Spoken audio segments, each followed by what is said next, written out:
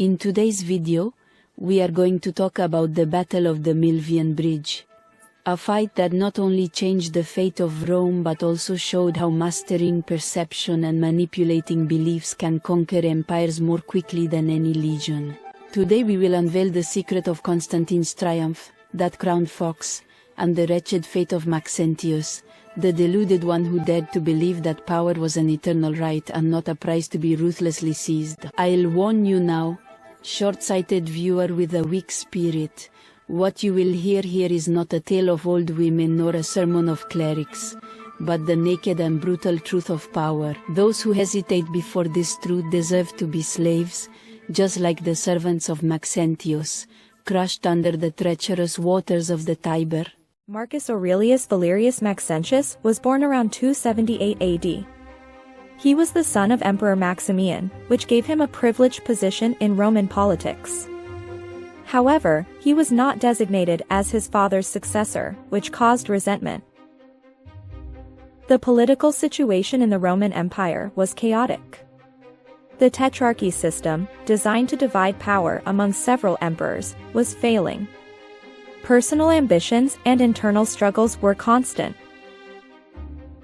In 306 AD, Maxentius took advantage of popular discontent in Rome to proclaim himself emperor. He enjoyed the support of the Praetorian Guard and a large portion of the Roman population, weary of political instability. Maxentius set out to restore Rome's grandeur. He initiated ambitious construction projects, such as the Basilica of Maxentius, an impressive building that can still be admired today. He sought to win the favor of the people with public works and spectacles. However, his rule was also marked by tyranny and repression. Maxentius did not hesitate to eliminate his political opponents and confiscate their property. His regime was characterized by paranoia and mistrust. Its control extended to Italy and North Africa. This allowed it to control important resources and trade routes, giving it a strategic advantage in the struggle for power. Although his reign was brief and controversial, Maxentius left his mark on Roman history. His building projects, though unfinished, demonstrate his ambition and desire to restore Rome's greatness. Maxentius, the forgotten emperor, is a reminder of the complexity and brutality of Roman politics. His story teaches us about the ambitions, betrayals, and power struggles that marked this fascinating era. The Roman Empire, at the beginning of the 4th century, was a hotbed of ambition and internal strife. Constantine, son of Constantius Chlorus, emerged from this chaos as a promising military leader. After his father's death, the legions acclaimed him emperor, challenging the tetrarchy. This act of rebellion marked the beginning of a bloody civil war. Constantine faced powerful rivals like Maxentius in a battle that would define the future of the empire. The Battle of the Milvian Bridge became a turning point, not only for Constantine, but for Christianity. Legend has it that before the Battle of the Milvian Bridge, Constantine had a vision, a luminous cross in the sky with the inscription, "In hoc signo vinces, with this sign you will conquer." Inspired by this vision, Constantine ordered his soldiers to bear the Christian symbol on their shields. Victory in the battle was attributed to divine intervention. In 313 AD, Constantine and Licinius issued the Edict of Milan, a decree guaranteeing religious freedom in the Roman Empire. This edict marked the end of official persecution of Christians.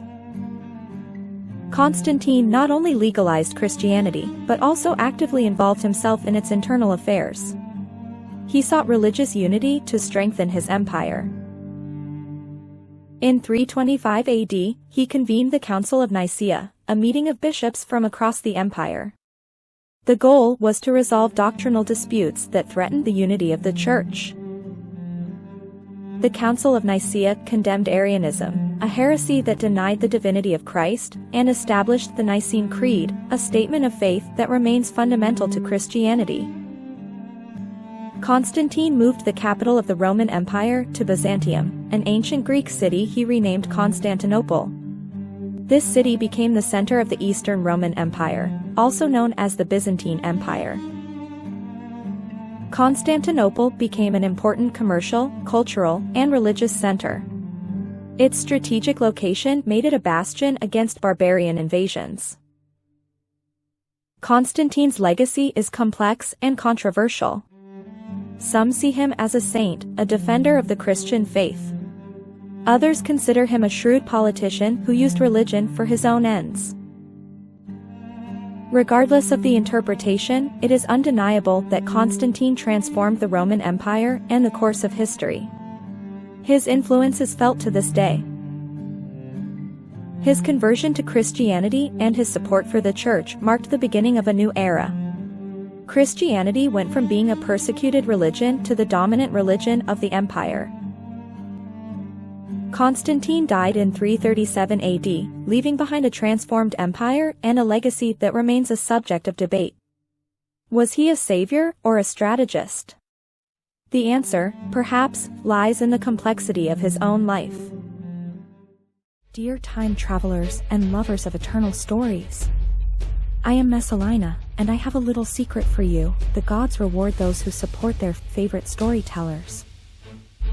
If this corner of myths, legends, and mysteries has sparked your curiosity, I invite you to follow my channel and activate the bell so you don't miss a single trip through time.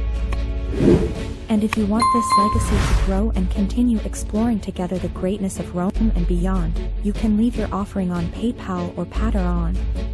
The links are in the description, because even the gods know that any help allows for the forging of eternal works. I promise you that if you do, the gods will bring you peace, prosperity, and perhaps a little touch of fate. Your gestures do not go unnoticed, and my gratitude will be as infinite as time itself. Allow me to drag you, with golden chains and whips of words, back to the year of our Lord 312 after the birth of the one who preached turning the other cheek. A turbulent time, when emperors sprouted like poisonous mushrooms and died the same way, bleeding to death in the sewers of the empire. Rome, that still warm corpse, was divided by civil wars, and two men fought over its fate like a dying beast. One was Maxentius, son of a former Caesar, a man who clung to tradition and power like a child to its mother's skirt. The other, Constantine, cunning as a wolf, cold as the marble of divine statues, who saw in Christianity a new weapon with which to dominate men.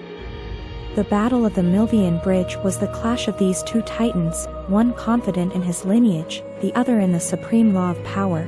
Never trust in tradition when the world demands innovation. Here comes the first of the 48 laws of power that Robert Greene proclaimed with the clarity of ancient oracles: recreate your image and appearance. Don't let history or the past define you. Become the master of the present and the architect of a new reality. Constantine understood this with the genius of those who forge eternal empires. He was not a typical emperor.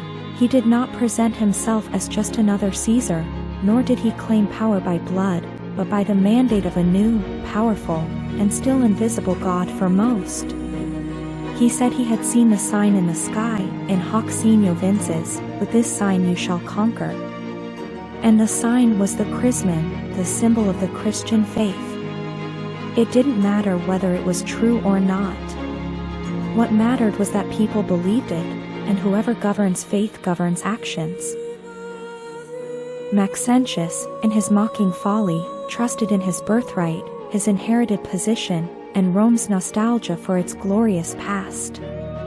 His mistake was colossal. He believed that men would continue to love him simply for wearing the imperial purple. But he forgot what any reader of Greene would know today: never believe that the past guarantees your power in the present. Power is a hungry monster that demands new conquests every day. Maxentius entrenched himself in Rome, trusted in the walls and in the superstitions of his lineage. And Constantine, with the air of a prophet, advanced like a fire devouring withered fields. On the morning of October 28, 312, the Milvian Bridge became the scene of an eternal lesson: perception is everything, another law Robert Greene would have carved in stone had he lived in that era. Constantine had the Christian symbol painted on his soldiers' shields. What Maxentius failed to understand was that, in doing so, Constantine had unleashed a fanatical fervor among his troops. They were no longer fighting just for their emperor, but for a divine mandate. And, like all mediocre despots, Maxentius lacked vision. His army fought for wages and fear, Constantine's, for the promise of eternity. The armies clashed with unbridled fury. The chronicles, written by the victors, say that Constantine was unstoppable, a lightning bolt of divine justice upon the pagan world. Those who think this way are fools. The truth is this: Constantine knew how to manipulate faith like one wields a fiery whip. And at the crucial moment, when Maxentius's troops were forced to retreat toward the Milvian Bridge, the trap was sprung. Maxentius, in his tinsel-wrapped cowardice, ordered his men to cross the makeshift bridge he had built on boats. The weight of the soldiers, the panic of the retreat, and the ineptitude of his command led to disaster. The bridge collapsed. The men fell into the Tiber. Maxentius, clad in his golden armor, sank like a broken idol, swallowed by the waters, while the people of Rome, who had so feared him, now acclaimed Constantine as the new Augustus, the new ruler of the world. Here, miserable spectator, you must learn one of the cruelest truths of power: the crowd is fickle, and only follows the one who seems to be chosen by the gods. Constantine proved himself to be such, and Maxentius died like all those who trust in their rights without protecting them with claws of steel. Robert Greene put it accurately in another of his laws: despise what is gratuitous. Power that is not conquered, that is not fought for with blood and cunning, is a poisoned gift. Maxentius inherited the throne, Constantine took it. Now, what does this mean to you, miserable mortal who will surely never wield a sword or lead an army, except perhaps to your coterie of mediocrities at the office or in the charade you call social life? That you must understand that perception is reality. If you want power, you must create symbols. Constantine had the chrismen, you can have the narrative, the story, the image that everyone wants to follow. It doesn't matter if you are weak, if you are poor, if you are unworthy. If others believe you are strong, powerful, and inevitable, then you will be. Such is the art of perception. Such is the art of dominance. But beware, for those who live by perception can die by it. Constantine won the Roman world, but he also sowed the seeds of ruin. The Christianity he used as a weapon would ultimately shape the empire into something unrecognizable. Rome ceased to be the wolf and became the servant of the altar. A new lesson prevails: every instrument of power can turn against its creator if not controlled firmly and implacably. Throughout history, many have applied Constantine's strategy with varying results. Alexander the Great created his legend as the son of Zeus, and his demigod image led him to conquer the world. Napoleon Bonaparte crowned himself emperor before the Pope, proclaiming that his legitimacy came from himself, not from any church. They recreated his image, and the world believed them. But others, like Louis XVI of France, trusted their divinely righted title and ended up beheaded because they failed to manage perceptions or adapt to changing times. Tradition killed them. If you want to apply this law to your pathetic everyday life, you must learn to control the narrative of your environment. Be the one proposing ideas, the one setting the trend, the one leading the conversation. Make others see you as the only possible path, as the inevitable one. Don't seek the truth, seek victory. Companies, governments, and great leaders do this every day. Why do you think empty slogans are repeated, flags are painted, and symbols are handed out? Because humanity is stupid, and it follows flags, not ideas. But don't be an idiot. If you apply this law carelessly, you can be devoured by your own artifice. Be like Constantine before the Milvian Bridge, not after. Keep a short rein on your symbols, and don't let them become your masters. The danger of power is that it can possess the one who thinks he possesses it. So remember this, you insignificant creature, power isn't begged for, it's taken. Constantine didn't wait for the Senate to offer him the crown. He didn't ask the old gods for permission. He took up the cross, made it his banner, and marched until Rome was his. And you, will you continue to wait for the world to give you what you want? Or will you go out and take it in your own hands? If you have endured this lesson without your weak intellect collapsing, there may be hope in you. But if you want to hear more truths that hurt and awaken, subscribe to this channel. Not because you need it, but because I need it to continue guiding those who can still rule in this world of slaves. If you do not, you will remain like Maxentius, swallowed by the waters of history, while those who understand power march towards eternity.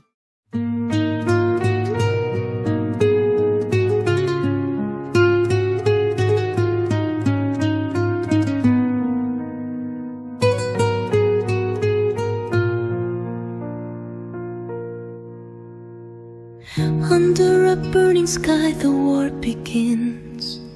Rivers of blood drown out the sins. The crimson legions march through the flame. The gods are watching, they whisper his name. Blade rays strike thunder, hearts made of steel. The bridge is shaking beneath their heels. Blue and red banners clash in the storm. Rome is trembling, a new world is born. On the bridge of destiny, courage will rise. The Tiber remembers their final goodbye. Constantine's glory, his light shining bright. Maxentius falls, and Rome rewrites. Swords in the silence, mercy's gone. Blood stains the stone where heroes belong. The red eagle rises high in sky, under the banner that heaven will guide. 1,000 voices scream through the night. The cross is burning, divine in its light. Blue banners falling, their empire is done. History whispers, Rome has won. On the bridge of destiny, courage will rise. The Tiber remembers their final goodbye. Constantine's glory, his light shining bright. Maxentius falls, and Rome rewrites.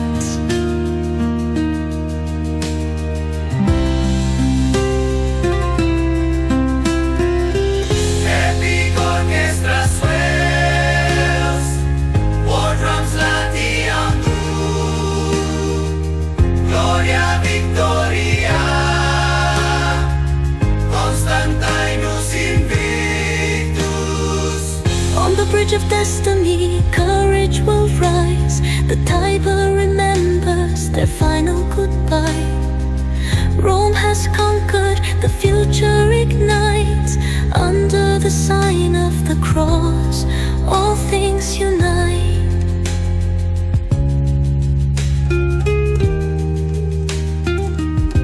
And Rome rewrites.